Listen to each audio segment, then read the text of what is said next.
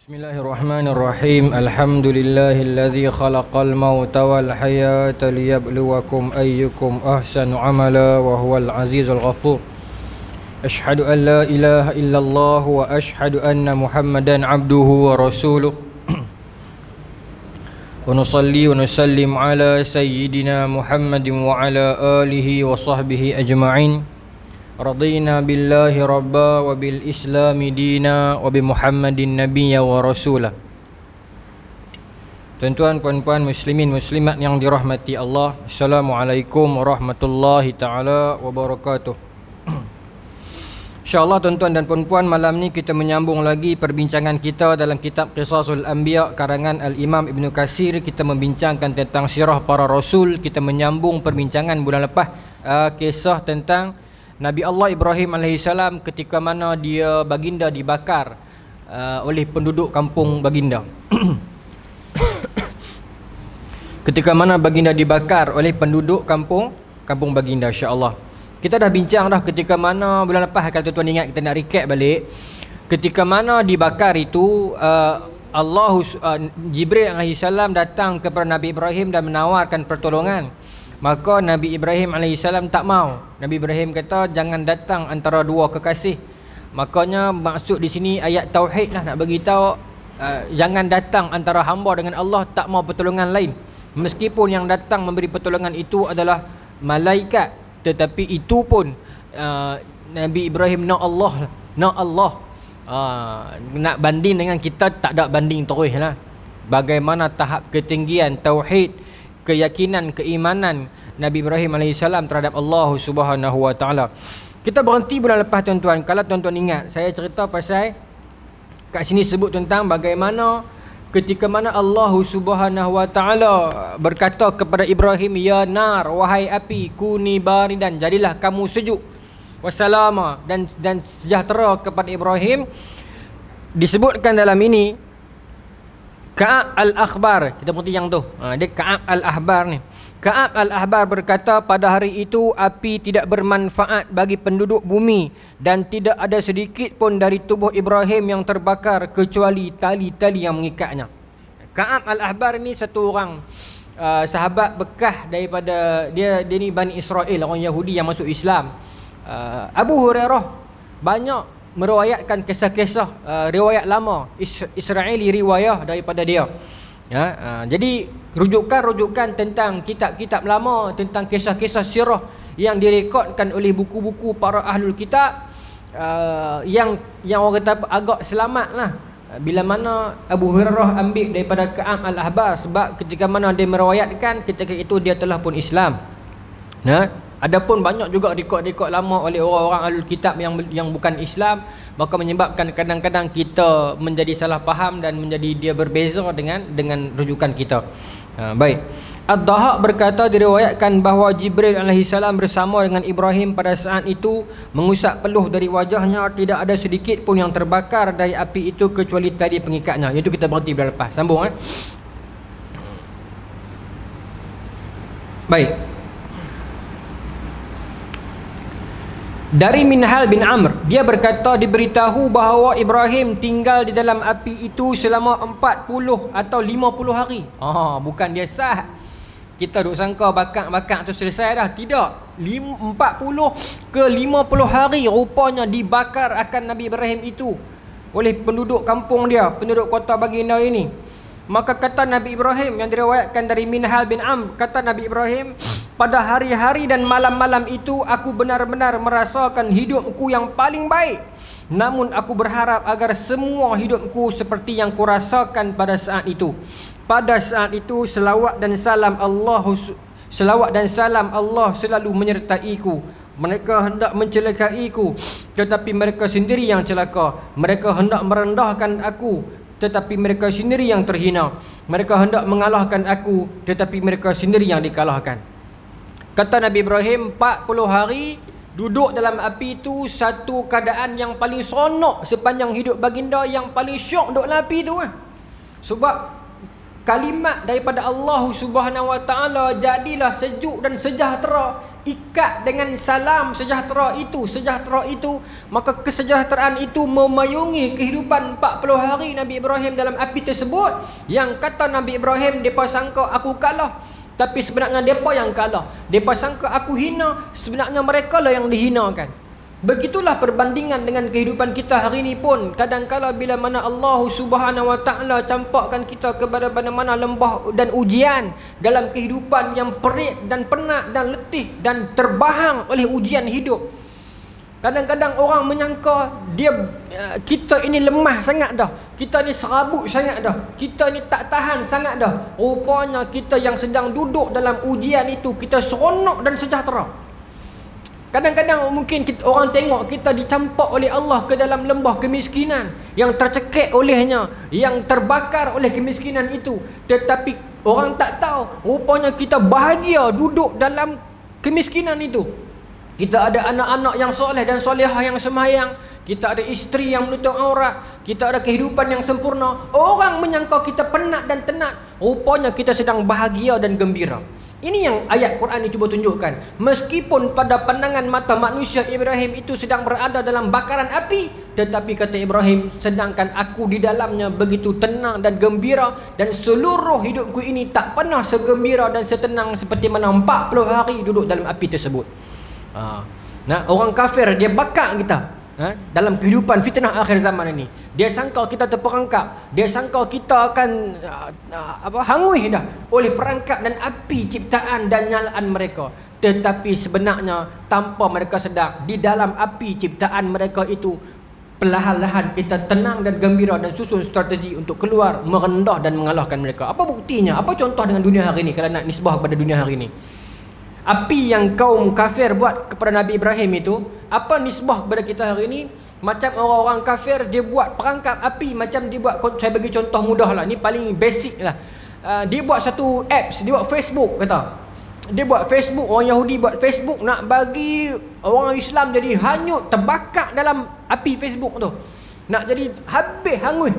Tetapi dia tak tahu. Dia tahu ke tak tahu? Dia tahu kot. Dia tak perasan, dia tak sedar rupanya medium itu kita guna untuk pergi sebab kuliah dakwah. Medium itu kita guna untuk buat live Facebook kuliah.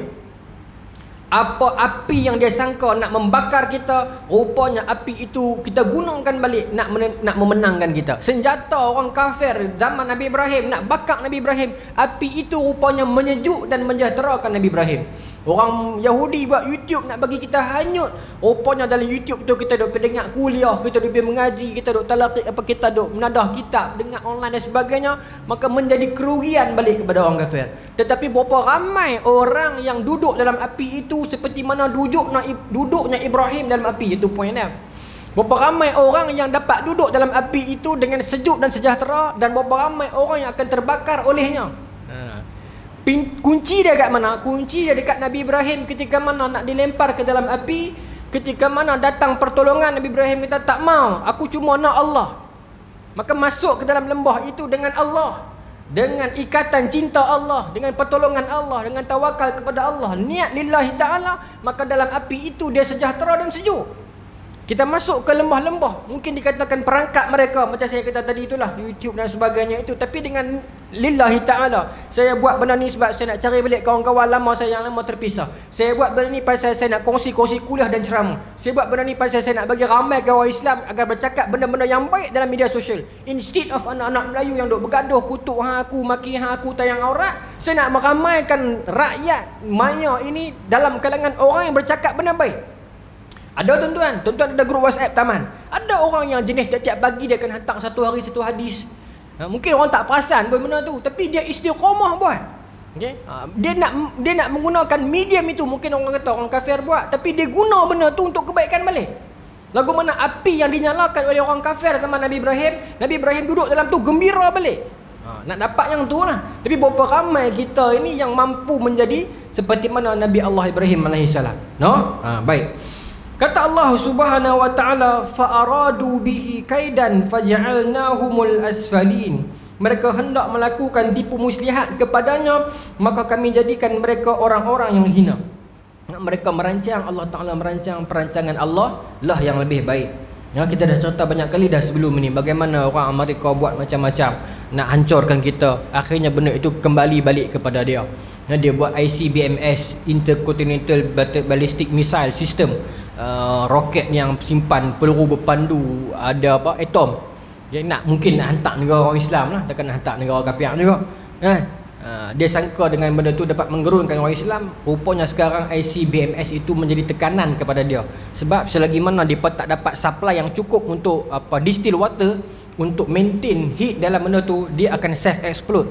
Dia menjadi ancaman kepada dia sendiri. Benda yang dia sangka nak hantar kat kita, lah ni dia duk risau benda tu. 2018 dia buat persidangan Paris bincang tentang masalah sumber air suling ni yang tak cukup ni. Ayat laut memang makin naik, tapi ayat laut masin. Tak tahulah, itu orang sains pandai lah. Saya sembang dengan satu orang bersyarah di utara tanah air, dia cerita benda ni. Dia kata kalau tak cukup distill water, Ustaz, dia kata self explode lah depa punya misal dia apa tu. Baik. Okey. Dengan demikian mereka mendapat kerugian dan kehinaan di dunia, sedang di akhirat kelak api neraka tidak akan pernah terasa sejuk dan tidak pula mereka akan selamat daripadanya. Di dalam api itu mereka tidak mendapat salam kehormatan dan keselamatan, tetapi justru tempat itu merupakan tempat yang difirmankan oleh Allah Subhanahu wa taala. Kata Ibnu Katsir, dekat dunia pun depa dah tertipu dah, dekat akhirat lagi teruk depa kena. Dekat neraka nanti lagi dahsyat. Apa yang depa sangka depa sedang bakar orang lain, tetapi sebenarnya bakaran itu sedang dicucuh untuk mereka sebenarnya. Quran sebut walillazina kafaru birabbihim azabu jahannam. Bagi orang kafir itu azab neraka jahannam, wa bi'sal masir, seburuk-buruk tempat kembali. Iza ulqu fiha sami'u laha syahiqan wa hiya tafur. Setiap kali iza ulqu fiha, setiap kali dilempar mereka itu ke dalam neraka itu, sami'u laha syahiqan wa hiya tafur, bergegak, bunyi geleguk-gelegak ni, bergegak neraka itu akibat kemarahan terhadap mereka itu. Ulqu fiha sami'u laha syahiqan wa hiya tafuru takadu tamayyazu minal ghaiz, kemarahan. Kullama ulqiya fiha faujun sa'alahum khazanatuha alam ya'tikum nadhir. Bila dilempar mereka ke dalam neraka itu akan bergegak, menggelocok neraka itu akibat marah setiap seorang yang dilempar itu. Kemudian ditanyakan kepada mereka setiap kali dilontarkan mereka masuk ke dalam, alam ya'tikum nazir, tak adakah dulu orang yang datang memberikan kepada kamu peringatan tentang aku ini, tentang azab neraka ni? Tak ada orang peringat ke? Neraka tanya, marah kepada mereka ni. Kemudian mereka jawab apa? Ada. Tetapi kami tak dengar, kami tak peduli. Hari ini kami terima lah. Lau kunna nasma'u, kan, kalau kami dengar, kami takkan kena tempat yang macam ni. Dia kata kami dapat peringatan tu sampai kepada kami, tetapi kami tak peduli. Dalam surah Sajadah Allah Ta'ala rakam kata-kata orang kafir dalam neraka tu. Walau tara izil mujrimuna nakisu ru'usihim inda rabbihim rabbana absarna wa sami'na farji'na na'mal salihan inna muqinun. Ya Allah, bila dilempar dalam neraka tu, kena teruk azab ni, kata ya Allah, kami dah tengok, absarna, kami dah tengok, wa sami'na, kami dah dengar dah rasa dah, farji'na ya Allah, kembalikan kami ke dunia ya Allah. Minta kembali ke dunia ya Allah, kami farji'na, kami nak kembali ke dunia, kami nak melakukan amal soleh balik. Tapi tak boleh dah. Ini orang kafir, yang disediakan neraka itu untuk mereka. Sebab tu Tuhan buat, kalau kita baca Quran tuan-tuan, bila sebut tentang ayat-ayat neraka, Tuhan akan kata neraka itu Tuhan buat walillazina kafaru, untuk orang kafir. Tetapi untuk orang beriman, Tuhan sebut Tuhan bagi syurga. Tuhan bagi syurga, Tuhan sediakan untuk kita syurga, Tuhan sediakan untuk orang kafir itu neraka. Tetapi ada tak orang Islam masuk neraka? Ada. Tempat yang bukan untuk dia, tapi dia masuk juga sat. Abang nak basuh dosa-dosa dia, kemudian dia kena keluar. Tetapi poin dia, Tuhan buat itu bukan untuk orang beriman, untuk orang kafir. Tetapi orang beriman berebut-rebut nak masuk ke dalamnya juga. Ada yang nak masuk juga. Wal'iyazubillah lah, nak minta simpang. Kalau nak ikut tuan-tuan, Kalau bukan kerana keampunan dan keihsanan Allah, siapa pun tak lepas kita ni. No? Tangan ni penuh dosa, mata kita penuh dosa, telinga kita penuh dosa, lidah kita penuh dosa. Setiap satu ruang anggota badan kita ini memikul dosa-dosa kita yang lalu. Kalau Tuhan tak padam, tuan-tuan, siapa pun tak lepas. Melainkan Rasul dan para sahabat yang mulia lah. Tapi kita ni, yang kata kita ni, tak lepas, tuan-tuan. Oh, tak lepas. Kalau kita kenang balik, mungkin hari ni kita elok dan mulia, mungkin kita hari ni di tempat-tempat kedudukan yang baik, dan tempat dan pakaian yang indah dan mewah, dan kedudukan-kedudukan yang baik, seperti mana orang berceramah, orang surau dan sebagainya. Tetapi Tuhan tahu 10 tahun dulu kita siapa. Allah Ta'ala mengerti 20 tahun dulu siapa kita. Tapi Tuhan tidak pernah mengungkit benda tu, tuan-tuan. Ya, hamba-hambaku yang nak kembali, silakan. Tuhan akan ampunkan, padamkan dan lupakan. Nah, itulah Allah Subhanahu Wa Taala. Tetapi manusia ini pula sifat dia suka membuka aib-aib dia yang lama. Aku dulu yang ingat apa? Bukan biasa-biasa aku dulu cerita kat orang. Tuhan sudah tutup dia punya aib, dia sendiri yang buka. Itu yang kita takut. No? Saya buka aib sendiri satu, buka aib orang lagi dahsyat. No? Abdullah bin Umar, saya cerita semalam di Ipoh Jaya. Hadis riwayat Bukhari, Abdullah bin Umar satu malam dia tidur. Kemudian dia mimpi dia sedang dalam tidur tu, mimpi lah, tapi di tempat yang dia tidur tu dibawa oleh 2 orang malaikat. Datang 2 orang lelaki yang nampak rupa parah yang cantik. Dia tanya, man antuma, siapa kamu berdua ni? Kata, nahnu malaikah, kami ni malaikat. Pimpin kiri dan kanan Abdullah bin Umar, bawa naik ke langit satu, maka melihat akan Abdullah bin Umar itu neraka. Abdullah bin Umar kata, aku tengok kolam perigi neraka tu macam telaga buta ni, yang di luarnya keluar 2 tanduk. Dia kata, bila lalu masuk dalam tu, tengok azab yang menimpa orang dalam neraka tu, sangat takut, dia kata. Dan dia kata, fara'aitu rajulun allazi ariftu, dan aku melihat lelaki yang aku kenal, duduk dengan kita ni, tapi dia tak sebut nama, dia tak mahu abang siapa. Dia cerita benda ni ke Hafsah, kakak dia. Hafsah nanti cerita dekat Nabi, itu yang jadi hadis. Maka Nabi kata, Abdullah bin Umar takkan kenal benda ni, dia soleh, Allah Ta'ala saja nak tunjuk kat dia ya. Tapi yang poin dia, Abdullah bin Umar tak cerita tu siapa yang dia tengok dalam neraka tu. Tak cerita, dia tutup. Ya? Sedangkan mimpi yang benar, sebab telah disahkan oleh Nabi. Baik, tapi tak buka. Baik, tuan-tuan. Maka kata Ibnu Katsir, mereka menyangka mereka sedang mencucuh api untuk orang Islam atas dunia, sedangkan api untuk mereka dicucuh di akhirat sedang dinyalakan. No? Baik. Dan dia masuk bab baru, bab cicak. Imam Bukhari berkata, Ubaidillah bin Musa memberitahu kami, Ibnu Juraish memberitahu kami dari Abdul Hamid bin Jubair, dari Sa'id bin Musayyab, dari Ummu Syariq, bahwasanya Rasulullah SAW menyuruh kami membunuh cicak. Dia buah dalam kurungan ni tokek. Cicak tokek ni lagu mana tak tahu. Saya tak apa nak pandai dengan ilmu binatang ni. Rasulullah menyuruh kami membunuh cicak. Dia dalam kurungan dia buah tokek. Cicak tokek, cicak bawa lah. Cicak tokek ni sini. T-O-K-E-K. Tuan-tuan tahu kan? Cicak biasa ni kah? Cicak tokek ni. Kau cicak hak mahal tu. Dulu sampai berapa puluh ribu orang beli dulu kan. Tu cicak apa tu? Cicak apa yang mahal tu? Tokek tak tahulah ni pasal penterjemah ni Indonesia. So dia tulis tokek kat sini. Ya. Mungkin yang tu kot, ataupun mungkin cicak biasa ni. Apa kita sambung tengok dia kata apa. Kerana kata Nabi, binatang inilah yang meniup api Nabi Ibrahim agar tidak padam. Ini hadis riwayat Bukhari. Memang ada binatang terlibat dalam proses pembakaran Nabi Ibrahim tu. Memang ada rupanya binatang yang dia duk tiup bagi tak terpadam api tu. Tiup bukan bagi terpadam ke? Tak, tiup boleh menyala lagi derah kan. Kena terbakar api, angin mai dia menyala lagi derah. Pasal dia, pembakaran ni dia pakai dia pakai oksigen kan. Dia pakai combustion tu, dia perlukan oksigen.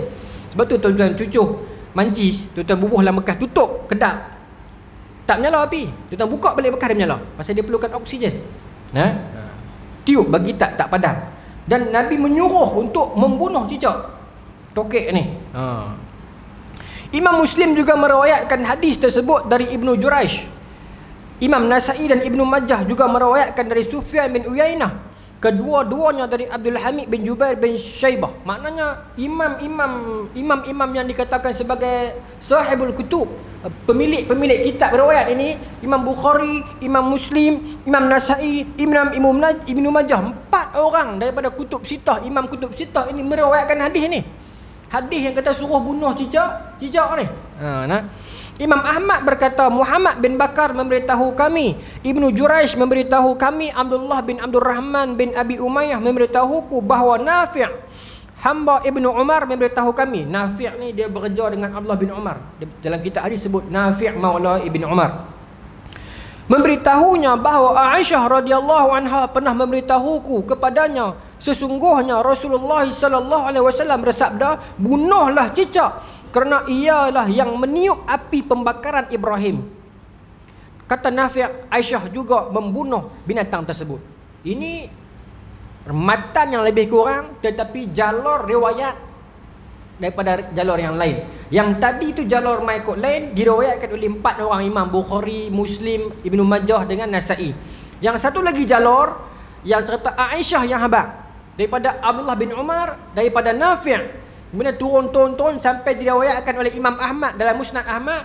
Lebih kurang matannya. Itu dalam hadis kita panggil mutaba'ah, sokongan riwayat.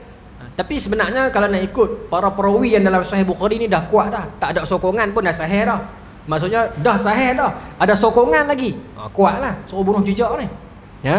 Baik. Imam Ahmad berkata, Ismail memberitahu kami, Ayyub memberitahu kami dari Nafi', sesungguhnya seorang wanita yang masuk ke rumah Aisyah. Satu ketika ada seorang perempuan pergi rumah Siti Aisyah, ibu kita ni, dan melihat ada anak panah yang tersandak di dinding. Satu hari satu orang perempuan ni dia pergi rumah bonda Aisyah, ibu kita Siti Aisyah Ummul Mukminin. Tengok di rumah tu ada anak panah tersangkut di dinding ni. Maka bertanya akan wanita itu, panah ini untuk apa? Maka jawab Aisyah, panah ini kami gunakan untuk membunuh cicak. Dia terjemah kata panah ni mungkin terbih kot. Ada di dinding tu. Saya ingat dulu tuan-tuan, zaman saya sekolah rendah, orang tua, kemudian pop-pop menakan ni memang duk sangkut di dinding getah. Getah lagu Zero Point tu ingat ada kecil-kecil duk main tu. Dia ikat tempat-tempat buh di dinding. Abang malam Jumaat nak tembak cicak, satu lagi getah yang tebal tu kan. Bila orang tak nak buat dah benda tu no. Tapi benda tu memang dah jadi amalan dulu-dulu, ingat tak? Dulu arwah Tok Wan duk ada di rumah. Kalau masuk rumah orang tua duk ada je getah duk di dinding. Kan? Abang nak terbih cicak kan. Allah tak ada dah tuan-tuan. Budaya tu banyak tak ada dah. Banyak tuan-tuan kenangan lama-lama dulu ni, kalau kenang balik lah tak ada dah. Tidur kelambu tak ada dah. Tidur ubat nyamuk jauh sekali lah kan. Kadang-kadang teringin nak ada ubat nyamuk. Dulu tidak pakai ubat nyamuk kan. Lah tak ada dah, buka kipas nyamuk tak main kan. Tapi kadang-kadang tengok momen tu teringat balik kan. Teringat balik zaman lama-lama dulu. Tak tahulah zaman tu lagi banyak lah kan. Saya zaman-zaman sekolah dulu, zaman kami dulu budak-budak main bersekat. Lah orang tua main bersekat kan. Zaman kami darjah 4, darjah 5 dulu. Tak tahu, mungkin zaman kita tak jauh. Tapi zaman saya dulu bersekat mini tu kita make up kan, tukar handle tolak pergi depan kan, harga turun rendah sikit. Kemudian MP ambil apa, besi tiang telekom ke tiang TMB yang ada besi 3, besi lowet. Bagi bersekat jadi lowet. Darjah 4 cerdik dah, pandai bagi lowet bersekat tu ya. Budak lah tak tahu lagu mana. Tapi saya duduk mengejar di sekolah, tak ada lagu tu. Kreativiti tak ada. Mereka ada, tapi kreativiti duduk dalam media, duduk dalam grafik, duduk dalam TikTok, duduk dalam slow-mo tu lah.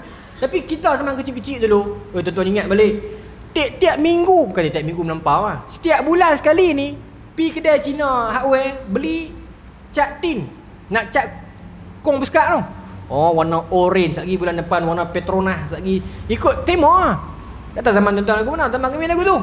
Sekali kita bagi magat tu, ada time kita bagi labuh, kadang-kadang kita bagi congek naik belakang. Seronok budak-budak ni, dia cerdik lah tuan-tuan. Darjah 4 boleh pergi deal dengan Cina lah. Nak beli cat tin tu, pilih pada warna apa, ada kod dia apa semua kan. Kemudian minta tawar harga dan sebagainya. Sekali make up bersekat, buah tongkat tengah, kadang tak buah tongkat, macam-macam. Bila korang dah benda tu. Ada bukan tak ada, ada lagi budak-budak kita, tapi tak sebanyak dulu. Kenangan tuan-tuan, kenangan. Sebab tu kadang-kadang kita tengok budak-budak yang lagu ni bila besar, mereka tu yang nak berjaya. Biasa orang kata akal jenuh. Mungkin dia pun tak tinggi mana belajar, tapi akal dia jenuh, dia berjaya. Saya ada seorang sahabat, saya sebut dalam ni tak apa kot. Dia tauke gas sini. Jentayu. Mana belakang ni? Taman Lagena. Sama saya umur tauke dia tu. Tak apa saya sebut dalam ni, tak apa kot, dia tak marah kot. Sahabat lah. Sahabat atas sahabat. Tapi lah dia jadi sahabat dah lah bila kenal-kenal kan. Dia tak marah kot. Belajar tak ubah tinggi. Tapi bagus lah. Dia tak boleh tengok orang dia kira nak sedekah lah. Dia suka sedekah kat orang. Saya tak tahu sini kawasan ni dia cover ke tak cover. Tapi dia belajar nak tinggi kan. Tapi dia keinginan dia nak berjaya dalam hidup tu. Dia pergi sambung kerja di tak silap saya di Australia kot, kutip buah.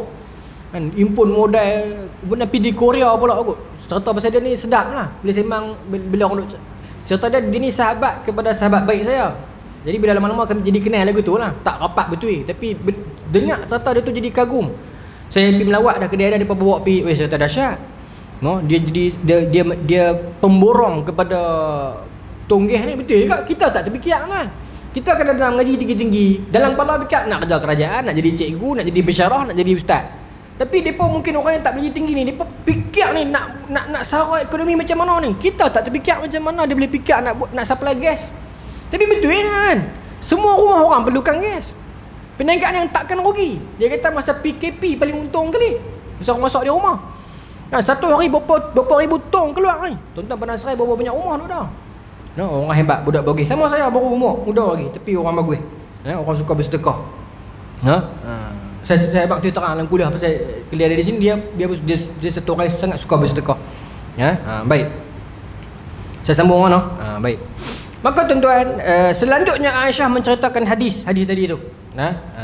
Imam Ahmad juga berkata, Affan memberitahu kami, Jarir memberitahu kami, Nafi' memberitahu kami, Samamah hamba perempuan Faqih bin Mughirah memberitahuku. Dia berkata, aku pernah masuk ke rumah Aisyah, lalu aku melihat di rumahnya terdapat panah yang tersandar. Maka aku tanyakan padanya, ya Ummul Mukminin, apa yang engkau lakukan dengan panah ini? Maka jawab Aisyah, aku gunakan panah ini untuk membunuh cicak. Kerana Rasulullah SAW memberitahu kami, sesungguhnya Ibrahim ketika mana dilempar ke dalam api, maka tidak ada seekor binatang pun di muka bumi ini melainkan berusaha memadamkan api dari Ibrahim kecuali cicak, di mana ia meniup api agar tidak padam. Kerananya Rasulullah SAW menyuruh kami membunuhnya. Tapi poinnya kat sini apa? Seluruh binatang di muka bumi ini usaha nak padam api itu kecuali cicak. Ada satu riwayat, tapi ini Israeli riwayat. Tuan-tuan bisa dengar tak? Yang burung pipit ni, yang dia seorang pergi ambil ayak, ambil ayak, Kemudian burung binatang-binatang lain kata, apa hang ni? Duk pi buah ayak bukan hang tak tahu. Bukan boleh buat apa, ayak sedikit-sedikit api besar. Kan? Kemudian jawab burung pipit itu, aku tahu api takkan terpadam. Tetapi nanti di akhirat Tuhan tak tanya api padam ke tak padam. Tuhan tanya hang buat apa? Masa Ibrahim kena bakar. Sedap contoh tu. Tapi itu sumber Israeli riwayat. Saya tak berani kata salah ataupun betul, tetapi dia berselisih dengan hadis riwayat Ahmad ini. Sebab dalam hadis ini kata semua binatang usaha nak padam. Tapi saya tak berani kata benda riwayat itu salah. Mungkin benda tu berlaku sebelum burung pipit kata macam tu. Mungkin sebab itu dalam hadis kita panggil itu kaedah jamak. Bagaimana kita nak memurnikan dua riwayat yang berselisih? Dia ada mungkin. Okey, ini kata burung pipit seorang saja duk padam. Binatang lain tak mau padam kan? Tuan-tuan duk bisa dengar dalam ceramah. Hadis riwayat Ahmad kata binatang lain semua padam. Cicak sekok yang tak mau padam. Maka berselisih. Jadi dia ada kaedah jamak. Bagaimana kita nak jamak agar selagi boleh jamak lah. Kalau sampai tak boleh jamak dah, baru kita tarjih nak ambil yang mana satu. Tapi kalau selagi boleh jamak, kita jamak. Macam hadis minum berdiri. Ada hadis yang Nabi minum berdiri, ada hadis Nabi minum duduk. Ulama bincang lah, mana satu, diri ke duduk? Ada dia maka dia main kaedah jamak. Ada yang kata berdiri itu khas untuk air Zam-Zam saja, sebab hadis yang bila Nabi berdiri itu masa tu di Mekah, air Zam-Zam. Ada ulama pula kata ni ada nasah dan mansuh. Maksudnya proses itu dia bukan proses tengok salah, ni tak betul, tengok salah, yang ni sesat palsu dah. Dia ada kaedah dia ulama buat. Dia bukan kita baru main hari ni satu 2 hari terus kita kata apa benda ni tak betul, ni selama ni tak betul, tak boleh tuan. Sebab tradisi ilmu tu dia bukan main setahun dua. Kalau kita kaji para ulama, kita start daripada siapa? Para sahabat, ulama dalam kalangan sahabat, Abdullah bin Umar, Abdullah bin Mas'ud, Abdullah bin Amr bin Al-As, Anas bin Malik, kan? Ulama dalam kalangan sahabat tu. Kemudian zaman selepas itu datang tokoh-tokoh seperti mana Ibnu Syihab Az-Zuhri, Sa'id bin Musayyib, Urwah bin Zubair, Imam Abu Hanifah sendiri, zaman Imam Malik lepas tu, zaman Imam Syafi'i. Proses tu tuan-tuan, dia bukan masa 1 hari 2 hari. Bukan main kita hari ni cantik, tak betul ni hal lama ni. Bukan. Nanti Zat. Di maknanya selalunya ada jawapan dah. Perbincangan ulama ni, penyusunan itu ada point dah. Kalau tuan-tuan kaji tuan-tuan, tradisi ulama ni dia bukan main 1-2 tahun. Imam Syafi'i 204 Hijrah. Imam Ahmad, kemudian dia mai zaman lepas Imam Ahmad zaman Imam Ahmad, zaman Imam Hadis lepas tu. Kemudian zaman-zaman seperti mana Khatib Baghdadi, kemudian zaman 300 lebih Ar-Ramah Hurmuzi, 400 dia mai zaman Al-Humaidi, kemudian dia mai zaman Imam Al-Ghazali, zaman kemudian zaman Imam Nawawi 700 lebih. Kemudian zaman Imam Zahabi, Imam Ibn Katsir 800 lebih. Kemudian dia mai zaman Imam Ibn Hajar Al-Asqalani 900 lebih. Kemudian dia mai zaman Imam Suyuti, kemudian dia mai zaman Syekh Zakaria Al-Ansari, kemudian zaman Syekh Ramli. Dia sambung. Tradisi itu bukan 1-2 tahun, ribuan tahun. Nah, maknanya bila ada perselisihan, bila ada perbezaan sikit-sikit tu, oi, berhenti dah. Boleh kah? Sikit lagi lah. Boleh tak? Ada dia punya. Selalunya ulama ada jawapan. Selalunya. Ya. Poin ni adalah apa? Kita jangan cepat mendabik lah. Memang saya faham. Kadang-kadang bila kita mengaji, kita rasa macam cantik, aku nak boh yang ni. Tapi bila kita duduk saat, buka balik, ada jawapan dah. Ulama bincang dah yang ni sebenarnya. Kadang-kadang kita yang tak jumpa. Sebab tu jangan duduk boh gerah sangat. Pecah gerbong ni. Pelan-pelan. Pasal tradisi tu dia bukan terbina 1-2 hari, dia terbina ribuan tahun. Ribuan tahun. Kenapa ni orang duk tengkap benda-benda yang remeh, yang 1-2 benda yang tak pernah sudah kan. Sebenarnya benda tu bukan macam mana. Kadang-kadang kita bincang seolah-olah macam ulama dulu tak buat kerja. Sedangkan benda tu dia sebuah madrasah yang besar. Kalau kadang-kadang macam bagi contoh. Kadang-kadang ada qaul. Kita kata mazhab Syafi'i tak sebut benda ni. Orang kata Imam Syafi'i tak pernah sebut benda ni. Tetapi dia bila kata mazhab Syafi'i, dia bukan qaul Imam Syafi'i saja. Dia madrasah Syafi'iyah. Para a'immah, para imam di dalam institusi mazhab Imam Syafi'i, qaul mereka itu dikatakan qaul Syafi'iyah juga. Walaupun tak ada dalam Al-Um Imam Syafi'i, tapi kata-kata Imam Nawawi, kata-kata para imam dalam mazhab Syafi'i itu dikira qaul Syafi'iyah juga. Dia bukan satu benda yang hangpa ikut mazhab Syafi'i, Imam Syafi'i tak kata macam ni pun. Dia bukan macam tu. Dia madrasah pemikiran Syafi'iyah, madrasah Hanabila, madrasah Abu Hanifah. Dia buat madrasah, tapi orang putih kata apa? School of thought. Pemikiran, sekolah pemikiran mereka itu. Yang di dalamnya ada barisan para ulama, para jagoan-jagoan mazhab masing-masing. Ya, bukan dia sesimpel itu, kan? Bukan saya nak tegur siapa-siapa orang tu salah, dia salah ni, nak bagi tahu di sudut adabnya. Ya, kita hari ni makin kaya dengan pembangunan, makin miskin dengan adab. Ya, kita ada menteri pembangunan, kita tidak ada menteri adab. Tu yang jadi lagu tu lah ni tu. Baik, saya sambung sikit lagi boleh ke? Berapa minit tuan-tuan? Lagi 10 minit tu boleh dah, no? Setengah masjid dia suruh berhenti on the spot. Sebab dia berkata polis main ronda. Setengah surau dia kata ustaz belasah ustaz bagi 9 tak apa. Jadi saya ambil jalan tengah lah. Tak boleh sampai pukul 9, taklah berhenti masa isyak sangat. No? Kita ambil tengah-tengah dalam 8.40 ke, no? Boleh tak? Dah tak ikut tuan-tuan lah. Dah tuan-tuan rasa macam lama sangat tuan-tuan bangkit lah. Baik. Kan takut ke? Takut kita terlajak lebih ke ataupun terkurang sangat. Hari tu saya ceramah di Taman Wakaf. Tepat-tepat isyak saya berhenti.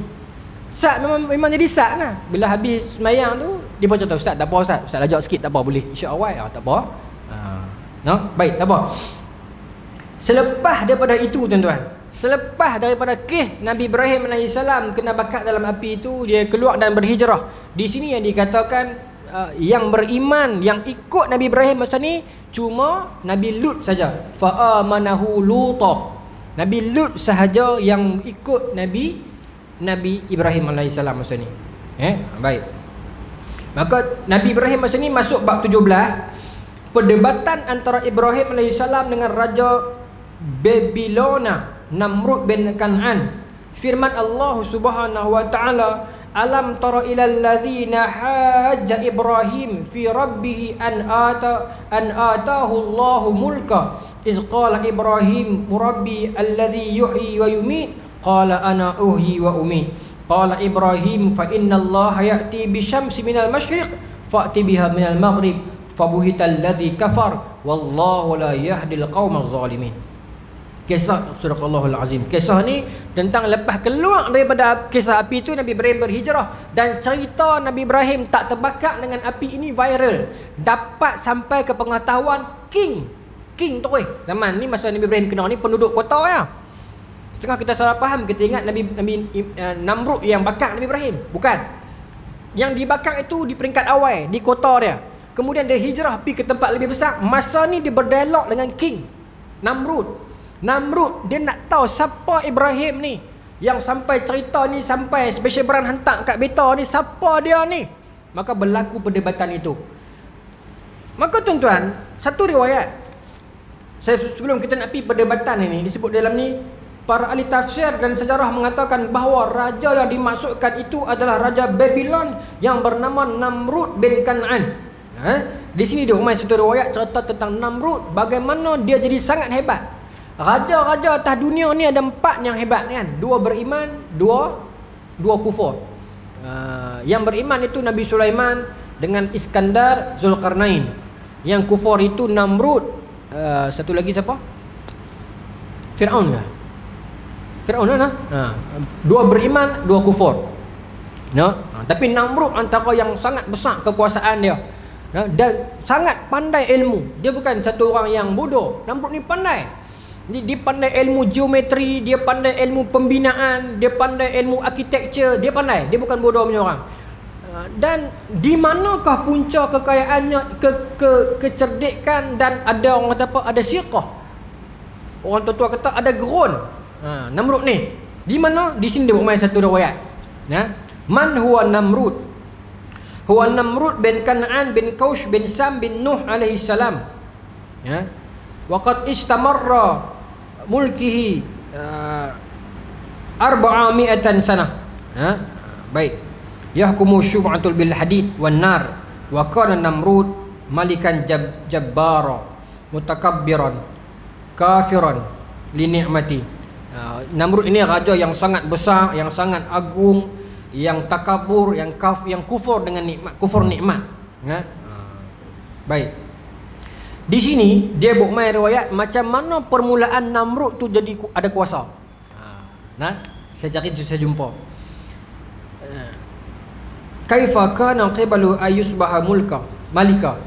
Baik. Qablu ayyusbaha malikan kana yatana'ammamu bitarfi wal mal ayyusbaha hakiman 'alaiha wa fi yaumi min ayyam kana Namrud yaghtasila wa hawlahu majmu'atun minan nisa. Ini permulaan cerita nah. Namrud ini dia memang kaya dah masa ni. Dia kaya. Masa ni tak jadi raja lagi. Tapi dia ada istana sendiri. Zaman tu tuan-tuan ingat, kalau kita baca sejarah Greek, sejarah Rom, sejarah Yunani semua ni lah, Yunani dengan Greek sama. Sejarah lama ni, dia kan setiap orang ada dasar baron, tuan tanah kan. Setiap orang ada istana sendiri dah. Maksud betul tu Namrud macam ni lah. Dia walaupun dia bukan king dan istana dia sendiri, Qarun ada istana sendiri kan.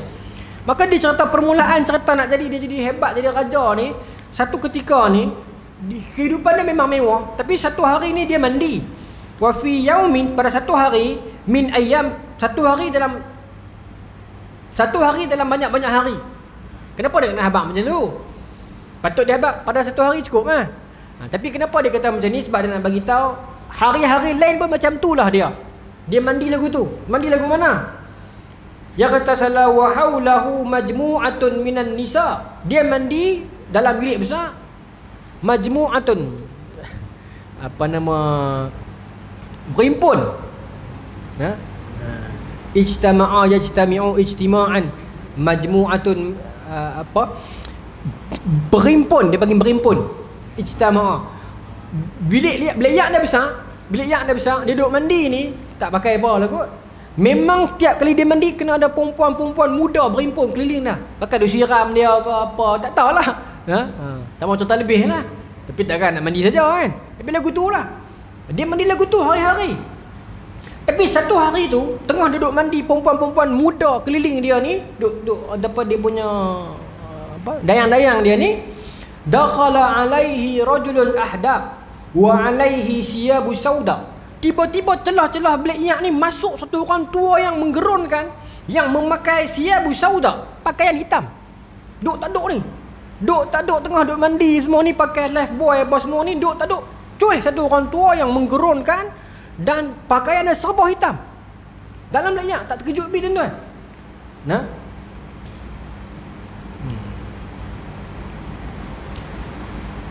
Kemudian Namrud jadi heran, kaifa dakhala alaihi ilal hama bil qasri.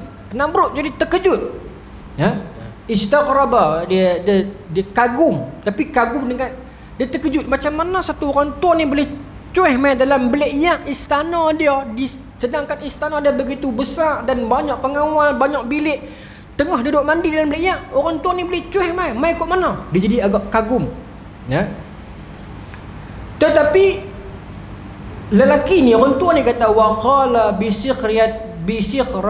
bisikhriyatin. Sikhrah ni macam perli, macam sarkastik macam tu. Sarkasm. Orang tua ni kata masa dia duduk dalam spa dia ni, dalam dia punya tak mandi ni, orang tua dicuih main dengan pakaian hitam. Orang tua ni kata kepada dia dengan kata-kata sindiran. Okey. A anta man saufa tahkumal ardi wa man 'alaiha. Oh, untuk tu kata hang ni ya. Hang ni ya no hak depa duk kata tu nanti akan jadi king dunia ni. Hang lah hak depa duk kata Namrud yang esok akan pegang dunia ni, yang akan merintah seluruh dunia ni. Kalau ikut bahasa tu sedap dah tu. Tetapi dengan nada tu buat jadi salah faham. Buat jadi Namrud marah. Namrud rasa macam orang tua ni nak kata kat aku ni, dia perli aku sebab aku kaya tapi bukan raja. Bila orang tua ni main duk tak duk masuk dalam layak aku, dia kata, oh, anta ni apa? Anta man saufa tahkumal ardi wa man 'alaiha. Oh, hang ni hak dia baru kata, Namrud ni, hak esok nak merintah dunia dia ni ya. Tuan-tuan dengar lagu tu, Namrud pun jadi mengkit jugalah. Siapa hang ni? Untuk mana ni masuk dengan tak kenal muka, tak nampak, duk main perli ku lagu ni. Maka ghadaba Namrud ghadban syadida. Marahlah Namrud itu. Ghadaba yaghdibu ghadban ni masdar. Marahlah Namrud itu dengan kemarahan yang bersangatan, macam tu. Terjemah dia. Namrud jadi sangat marah. Ghadaba Namrud ghadban syadida. Namrud dengar kata-kata orang tua ni, dia jadi sangat marah. Apa lu perli ku lagu ni? Ya. Wa amara junud, dan menyuruh tenteranya biqatlihi, agar membunuh orang tua tadi ni. Maksudnya ada pengawal juga keliling tu, orang tua tu kata lagu tu, terus Namrud jadi bangkit keluar daripada dia punya tak mandi dia suruh tentera dia bunuh orang tua ni. Tak cukup dengan tu tuan-tuan. Yang kata Namrud ni, wa qutila jami'il jawaril lawati, dan telah dibunuh jami'il jawaril lawati ni perempuan-perempuan muda, dayang tadi itulah, dan telah dibunuh. Ataupun wa qatala boleh juga membunuh, wa qutila ni dibunuh, telah membunuh, ataupun telah dibunuh perempuan-perempuan itu. Wa qatala lagi sedap, telah membunuh tentera-tentera tadi tu. Dahlah bunuh orang tua tadi, bunuh sekali dengan semua dayang tu, perempuan-perempuan muda tu. Jawaril lawati bermaksud perempuan-perempuan, anak-anak gadis muda, segak-segak, dayang-dayang lah, bahasa mudah dah. Tak ada pasal apa pun pergi bunuh budak ni. Pasal marah. Kata Namrud tu. Dia marah kat orang tua tu. Dia bunuh semua. Dia tak heran. Dia boleh ambil lain. Satu pendapat kata dia bunuh sebab dia malu. Dia takut perempuan-perempuan ni tweet cerita kat orang lain yang Namrud kena pali dengan orang tua lagu tu ya. Jadi dia bunuh semua. Dia bunuh dengan orang tua tu, dengan perempuan-perempuan yang teman sekali, semua kena bunuh dalam layang tu. Oh, dia Namrud punya kepala ni, tuan-tuan. Dia kena kenal dia dulu lagu mana ni. Ya. Wa qatala jami'il jawaril lawati kana haulahu, dibunuhlah perempuan-perempuan yang semua keliling tu. Bisababin kalamul ladzi sama'ahu minar rajuli al-ahdab. Sebab perempuan-perempuan tadi ni dengar kata-kata tu. Jadi Namrud tak mau. Takut perempuan-perempuan ni bercerita kat luar nanti jatuh maruah dia tak mau, dibunuh semua. Dia tak heran. Nak kata Namrud ni dia tak heran kat orang. Sedangkan perempuan-perempuan ni takkan tak ada mak ayah, takkan tak ada keluarga nak tutup bela. Dia tak heran. Ya? Namrud. Kemudian wabak dah, lepas pada tu Namrud dah selesai semua dah, bunuh-bunuh semua ni, dia siap mandi semua dah. In sa'ada ila ghurfatih, dia pun naik di bilik dia. Wajada rajulun nafsahu allazi qad qutil. Dia naik di bilik dia, tuan-tuan. Orang tua yang dibunuh tadi duduk tunggu dalam bilik dah. Orang tua yang dibunuh tadi tu duduk tunggu dalam bilik dia dah. Dia bunuh siapa ni?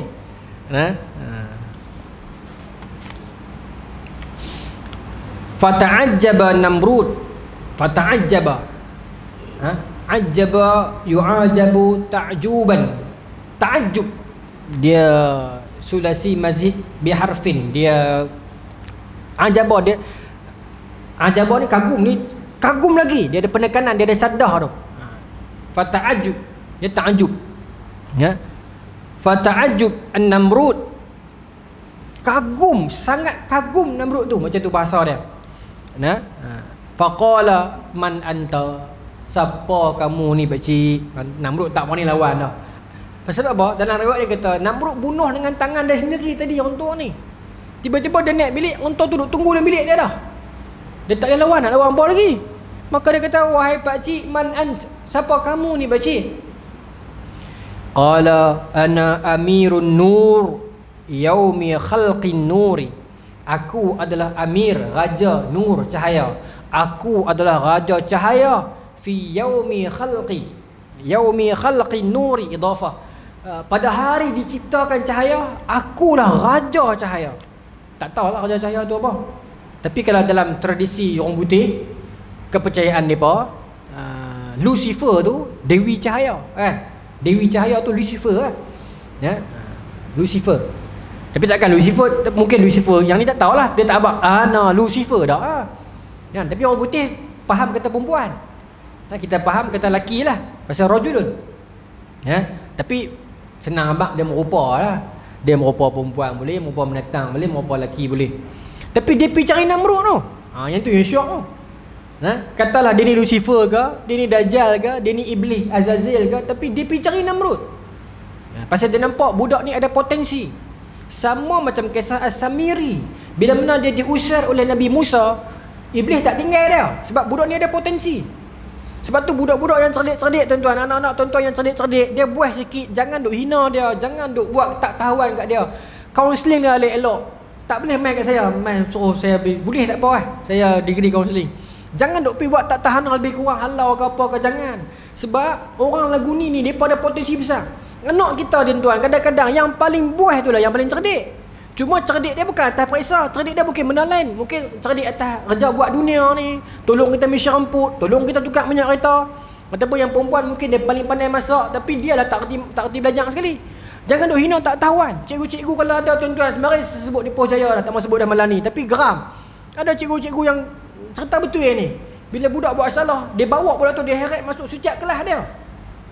Setiap kelas dia, ni bukan cikgu, ustazah. Setiap kelas dia kata ni yang tengok cinta. Budak sebab salah apa tuan-tuan? Buat salah bercinta.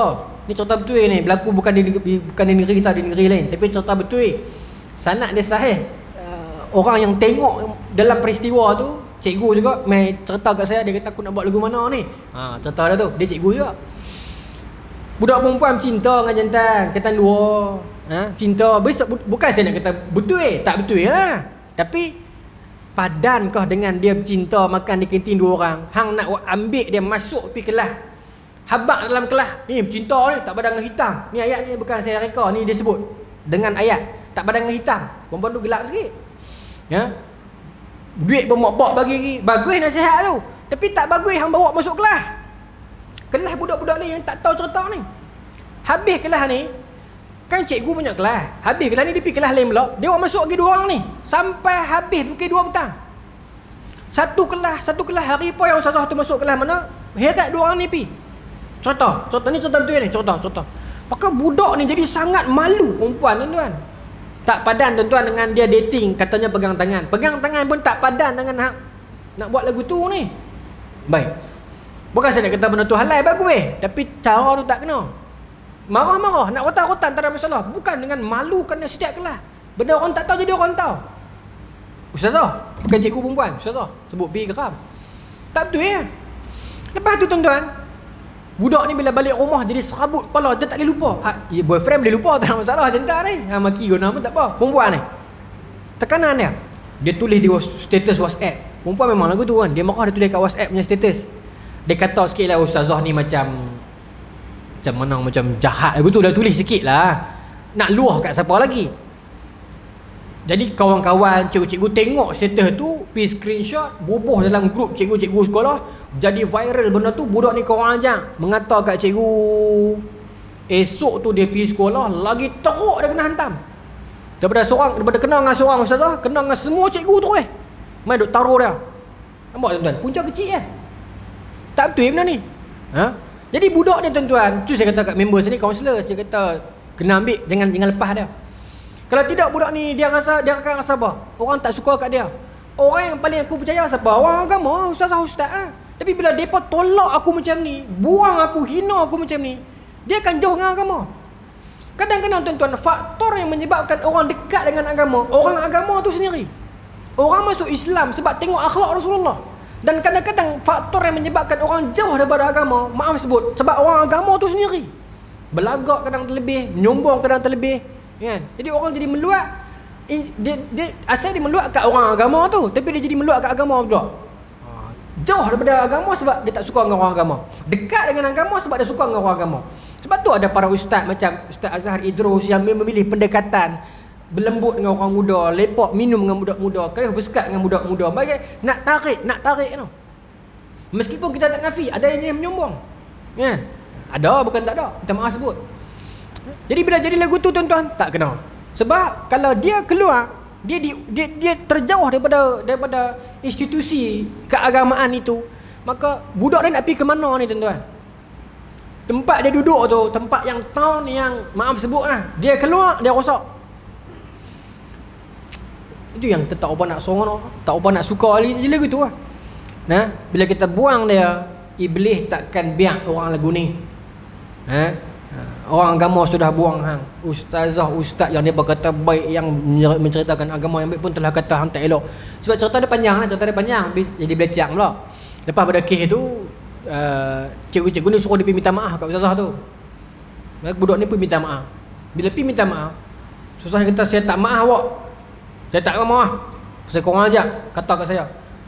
Hang buat kat dia tu orang tak fikir. Geram saya, tak tahu. Tapi bukan saya nak bela, salah. Nak rotan. Ikut law. Tapi bukan dengan memalukan orang macam tu. Tak betul. Tak betul cara dia. Saya dah sebut dah semalam. Saya tak boleh ulang malam ni, tapi sebab geram saya ulang juga. Jarang saya cerita pasal orang dalam kuliah ni. Tapi pasal geram. Kita sebut nama tak apa kot noh. Ambil pengajaran lah kita pun. Aib orang jangan buka. Kesalahan orang hukum pada kadarnya. Jangan lebih pada tu. Takut dengan sebab kita orang jauh pada agama. Tuan-tuan, kita muhasabah nah. Kita para jawatan kuasa surau dan masjid. Jangan sebab kita orang tak mai surau. Dengan sebab kita orang tak mai masjid. Tapi kalau dengan sebab kita orang mau mai surau. Dengan sebab kita orang mau mai masjid. Cantik tuan-tuan. Pahala cukup besar punya. Pahala cukup besar punya.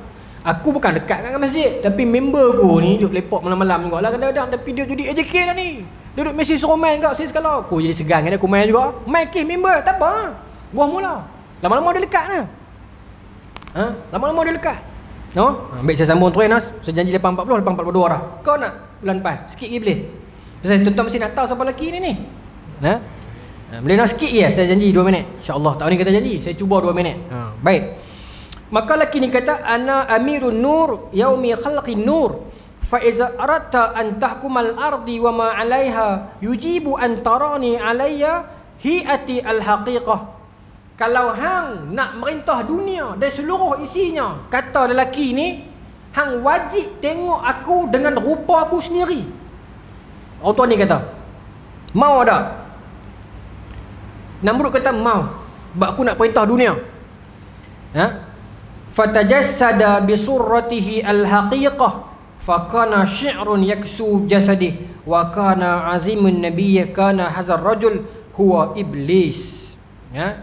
Kata riwayat ini, lelaki tu berubah rupa dia, rambut dia panjang sampai kaki, hitam tak nampak, merah menyala mata ni. Maka kata iblis, kata lelaki ini, sekarang sembah aku. Iblis kata, tadi tak boleh sembah pasal aku merupa orang lain. Sekarang aku dah merupa diri sendiri, sembah aku akan bagi. Maka Namrud sembah dia. Fa iza huwa iblis wa amara Namrud ay yasjuda lahu muqabilun an yu'tihi al-quwwah fa kana hadha awwalu liqa'a bainan Namrud wa iblis wa awwala yawmu yata'ahadu insi bi bai'in ruhahu lil jin muqabilun. Baik, sini. Dia kata maka Namrud pun diperintah untuk sembah dia, maka sembahlah Namrud akan dia. Maka itulah pertama kali Namrud bai'ah dia, dan terus meneruslah iblis ini memberikan kepada Namrud itu kesultanan dan kekuatan. Yang saya kata tadi, gerun tu ada. Yu'allimun Namrud as-sihra, diajarkan kepada Namrud itu sihir. Wa kaifa yuhassirun nas, dan bagaimana nak sihirkan manusia, nak menundukkan manusia. Wa yumlikul ardi, dan memerintah dunia ini. Maka Namrud dapat segala-galanya dengan bantuan lelaki tadi itu yang kata Amirun Nur, dan rupanya dia itu adalah iblis, dan iblis menjanjikan kepadanya segala-galanya itu. Dia dapat apa? Dia dapat menundukkan manusia, dan dia dapat wa yamlikul ardi, menundukkan bumi. Bermaksud malika, kerajaan. Menundukkan, menunduk ni bermaksud mengkerajaankan bumi lah, terjemah dalam harfiah dia macam tu. Maksudnya dia dapat kerajaan bumi ni, iblis bagi kat dia. Siapa yang ikut tunjuk iblis, saya yakin dan percaya, orang yang dia dapat merintah dunia, kecuali Islam lah. Sebab Islam pernah merintah dunia. Tapi yang selain Islam, mana mungkin dia bisa merintah dunia, melainkan dia perlu ada satu majlis bai'ah antara dia dengan iblis. Saya yakin. Bukan hadis, bukan apa, tapi kajian lah. Tapi saya akan cari lagi. Tapi sandaran antara dalil riwayat ini. Sebelum Namrud dapat kelebihan untuk menundukkan manusia, manusia akan ikut dia. Tuan-tuan sekarang mau tak mau kita terpaksa mengaku yang merintah dunia Israel, walaupun dia kecil. Minta maaf sebut, di sudut ekonomi dia pegang, di sudut politik dikontrol Amerika, di sudut produk dia jual kopi lah. Satu dunia dia boleh masuk kopi lah. Kita kedai dengan cakotiao, dengan nasi lauk, dengan kacang, tak laku-laku. Dia jual kopi lah, satu RM12 kita beli. Pakaian dia orang ikut, artis dia orang turut. Nampak dia perintah dunia aku menang. Kecil dia. Tapi saya yakin bangsa Zionis ini dia ada perjanjian. Lagu mana yang Namrud ada perjanjian dengan iblis ni? Saya yakin. Kita cari lagi, tuan-tuan jumpa. Kita sambung bulan depan. Kita dah kenal dari Namrud ni macam mana. Rupanya dia ini ada bai'ah dengan iblis. Pasal tu iblis bagi dia kerajaan itu. Orang Islam boleh tak ada macam tu, Ustaz? Boleh. Nabi Sulaiman, tapi dia bukan dengan iblis, dia dengan Allah Subhanahu Wa Taala. Ya Allah, habli mulkan la yanbaghi li ahadin min ba'di, kan, anak kerajaan Tuhan bagi. Tapi Allah yang bagi. Kerajaan Islam yang berkuasa dunia dulu, Utsmaniyah, Abbasiyah, Umayyah dulu pun Allah Taala bagi. Ni yang saya kata ni, yang bukan Islam tak boleh perintah dunia. Kalau perintah juga mesti ada satu proses bai'ah antara dia dengan iblis. Seperti mana yang disebut dalam riwayat ini, Namrud pernah menjalani bai'ah tersebut, dan kita meyakini mungkin hari ini grup-grup gelap ni Zionis ke, orang dia kata Illuminati ke, Freemason ke, lebih kurang tu lah. Ada. Ya, cuma kita duk cari lagi.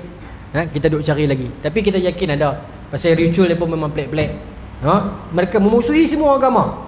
Dia bukan musuh Islam saja. Dia pun musuh Yahudi yang apa?